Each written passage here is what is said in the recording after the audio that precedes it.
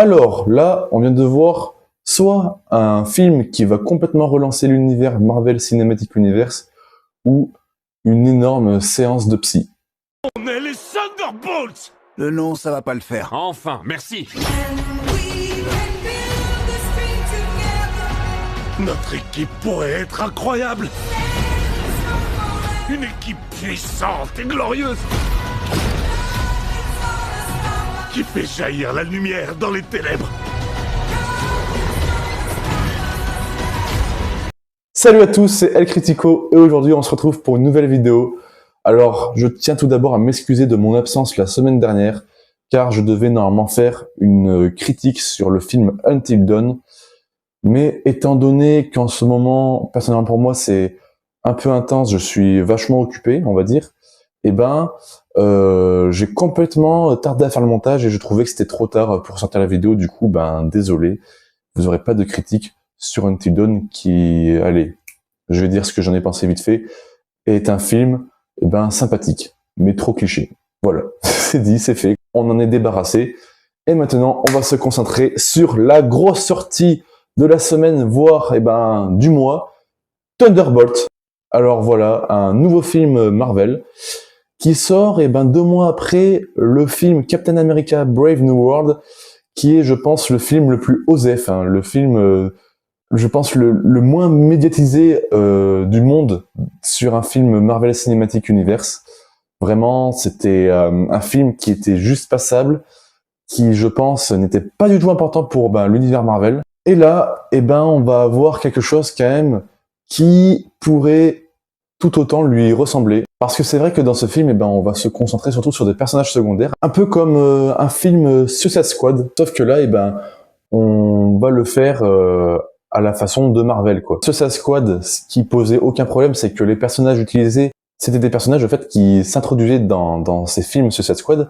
Et là, dans Thunderbolt, en fait, c'est des personnages qui ont déjà été introduits dans d'autres films et qui sont quand même assez importants, notamment Yelena, jouée par Florence Pugh, qui était déjà apparue dans le film Black Widow et la série Hawkeye. C'est vrai que j'ai évidemment pas du tout regardé sur Disney+, je savais qu'il fallait regarder cette série avant de regarder les Thunderbolts, mais même honnêtement, même si vous avez vu déjà Black Widow, ça suffit amplement de regarder juste Black Widow, quoi. Allez pas vous embêter à aller voir des séries qui servent à rien. Et voilà, en mettant en scène des personnages secondaires, voire même tertiaires, comme par exemple Ghost qui apparaît dans Ant-Man 2. Voilà, personnage totalement totalement oublié au fait de l'univers Marvel, vraiment, je sais pas, enfin tout le monde se posait la question pourquoi elle était dedans, et on avait quand même des craintes vis-à-vis d'autres personnages, et c'est vrai que voilà, on s'inquiétait un peu de ce qui allait se passer dans ce film, quoi, de voir des personnages secondaires dont on s'en fout totalement être mis au premier rôle à l'écran. C'était un pari risqué, parce que ça pouvait soit s'effondrer,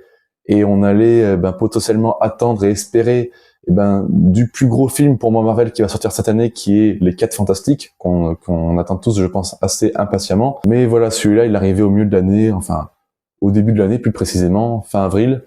Et il arrivait, voilà, après Brave New World, dont tout le monde s'en foutait, quoi.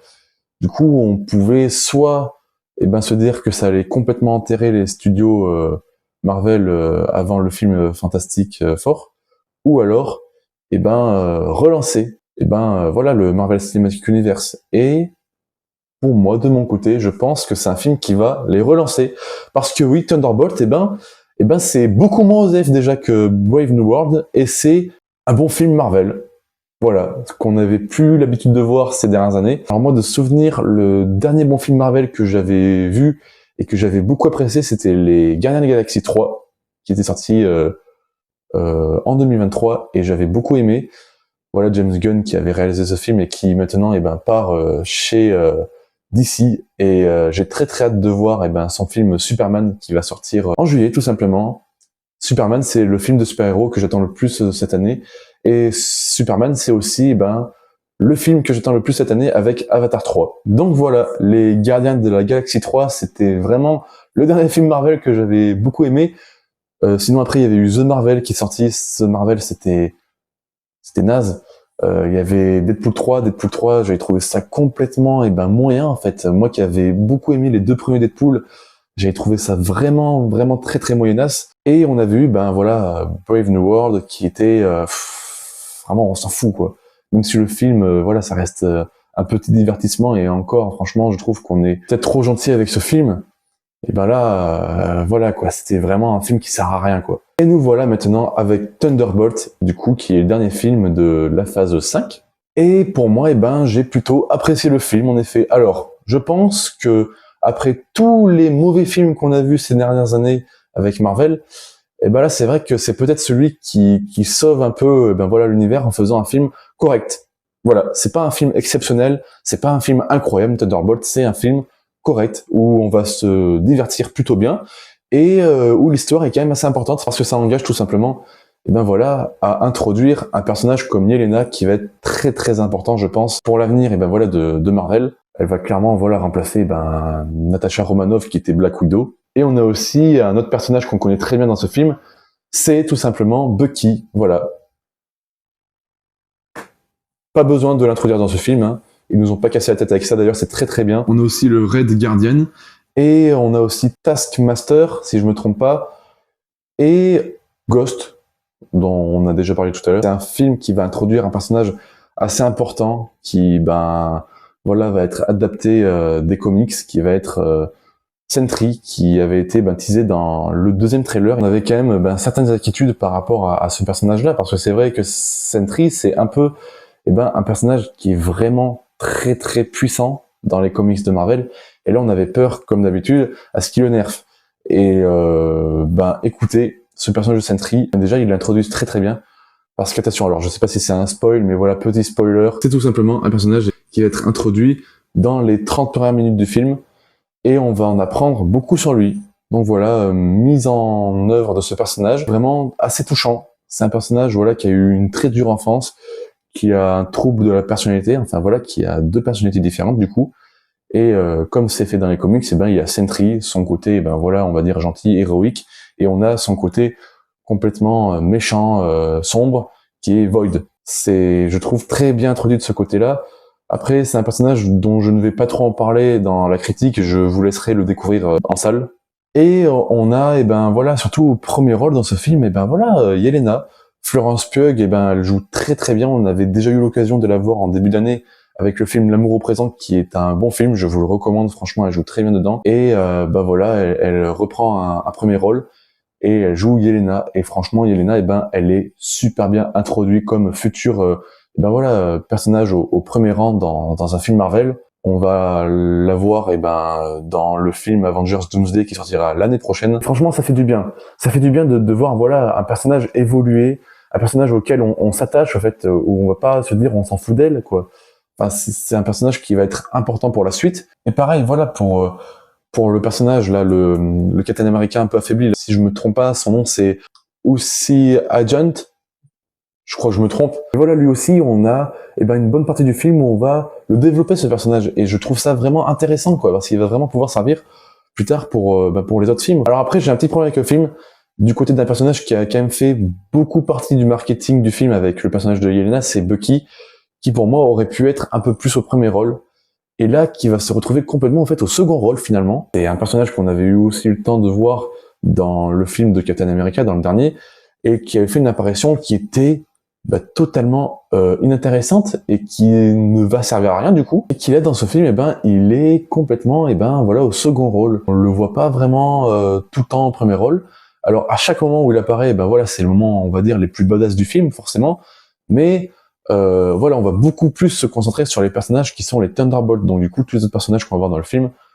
Et franchement, je trouve ça plutôt bien aussi pour pouvoir aussi les introduire, parce qu'à la fin du film, c'est vrai voilà, en termes d'importance, ils vont en prendre beaucoup. Ils vont voilà, être liés à quelque chose de quand même très très gros dans l'univers Marvel. Je vous le laisserai découvrir aussi en salle.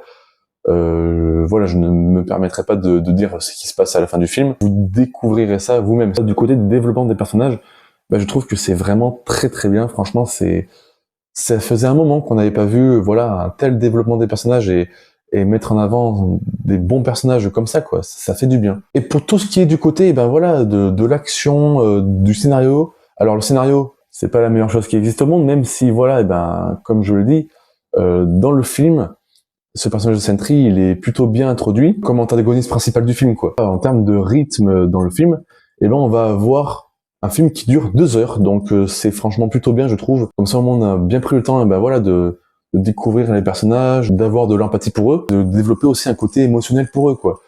Et il y a une première partie du film que j'aime plutôt bien, en fait, qui est vraiment sympathique. Il y a des moments de légèreté avec quelques blagues, mais surtout, et ben voilà, des bons moments d'action, des moments de petite tension, voilà. Il va y avoir un moment, ben, ces personnages, et ben, qui vont être confrontés dans un bunker. Et toute la séquence de le bunker, je le trouve vraiment bien, quoi. Enfin, franchement, ça prend 30 minutes du film, quoi, et je trouve vraiment cette séquence, et ben, vraiment bien rythmée. On s'ennuie pas trop, et franchement, voilà, on ressent un peu de tension. Voilà, il y a des choses très importantes qui vont se dérouler dedans, et franchement, eh ben, je trouvais ça vraiment bien, quoi. Et après, on va avoir, eh ben, toute cette deuxième partie du film, où on va se concentrer sur, voilà, les deux antagonistes du film, et on va avoir surtout ce personnage de Sentry qui va être très mis en avant, et les Thunderbolts qui vont devoir essayer de l'arrêter, et on va avoir quelques séquences d'action avec Sentry, sauf que, eh ben, je trouve que, voilà, il y a à un moment une scène d'action en plan séquence, où, ben, cette équipe des Thunderbolts va essayer d'arrêter Sentry, et il y a, oui, voilà, cette scène, en fait, qui essaie d'être stylée, je trouve, mais qui n'a pas réellement d'impact, je trouve. Et surtout, le côté où les Thunderbolts s'enfuient, au fait, euh, par l'ascenseur, sans que Sentry ne les pourchasse, alors qu'ils viennent de leur mettre une grosse raclée, je trouve ça un peu ridicule. Mais, après, ça reprend, voilà, un peu plus d'intensité, avec ce personnage de Void qui va être, devenir l'antagoniste du film, et qui va être une réelle menace, et ben voilà, pour le monde. Je trouvais que la deuxième partie du film était un peu coupée en deux, il y a des moments où on s'ennuie, des moments où, on trouve que c'est assez stylé. La séquence d'action finale, elle est pas vraiment marquante, mais elle est assez symbolique pour le personnage de Sentry, et pour, l'équipe des Thunderbolts. Donc franchement, plutôt bien pour cette scène finale, j'ai trouvé ça plutôt pas mal. Mais voilà, je préfère quand même la première partie du film qui pour moi est beaucoup plus rythmée. J'ai peut-être un petit point noir à faire ressortir tout de même. Voilà, comme pour Captain America Brave New World, où ben voilà, j'avais pas trop épargné ces défauts d'effets spéciaux parce que c'était vraiment criant, quoi, à l'écran, c'était vraiment moche à certains moments. Bah là, le film Thunderbolt, honnêtement, c'est un film où il y a des effets spéciaux qui sont beaucoup plus terre à terre, parce que les scènes d'action sont assez, voilà, bon, c'est pas des scènes d'action de fou furieux non plus, mais voilà, c'est des scènes d'action qui sont assez réalistes pour le coup. Et il y a des séquences qui arrivent à ne pas être gâchées par les effets spéciaux. Et même s'il y a des effets spéciaux dans ce film, ils sont plutôt bien réussis, hormis, voilà, comme je vous l'ai dit, cette séquence, d'action contre Sentry, en plan séquence, je trouve qu'elle est pas forcément réussie, il y a les effets numériques qui ressortent, je trouve, et ça donne un rendu plutôt moyen, et ça gâche un peu la scène aussi, je trouve, qui voulait être épique, mais malheureusement, on a quelque chose de péniblement épique, on va dire. Et il y a aussi cette scène où les Thunderbolts introduisent, l'immeuble où attend l'antagoniste principal, c'est carrément, ils foncent avec un camion dans une vitre, la vitre se pète. En fait, sur la séquence d'action, le montage, sérieusement, le montage, faites un effort, quoi. Vous faites des efforts de fou pour les explosions et tout dans le film. Pour ça, vous avez pas fait fort, quoi. C'est ça que je trouve dommage. Il y a quelques scènes, voilà, où les effets numériques, voilà, ressortent et ça rend, quelque chose de pas très potable. Mais, voilà, c'est des choses qui sont vite fait, quoi. On oublie vite. Après, il y a d'autres choses qui se passent derrière. Et ça fait pas trop tâche sur le film, heureusement. Donc voilà. Thunderbolt, pour moi, c'est un film qui va relancer le Marvel Cinematic Universe. Marvel n'est pas complètement mort. Et je pense que le film Les 4 Fantastiques, qui est la plus grosse attente Marvel de cette année, risque de beaucoup plus nous surprendre maintenant. J'ai confiance en ce film. J'espère ne pas être déçu.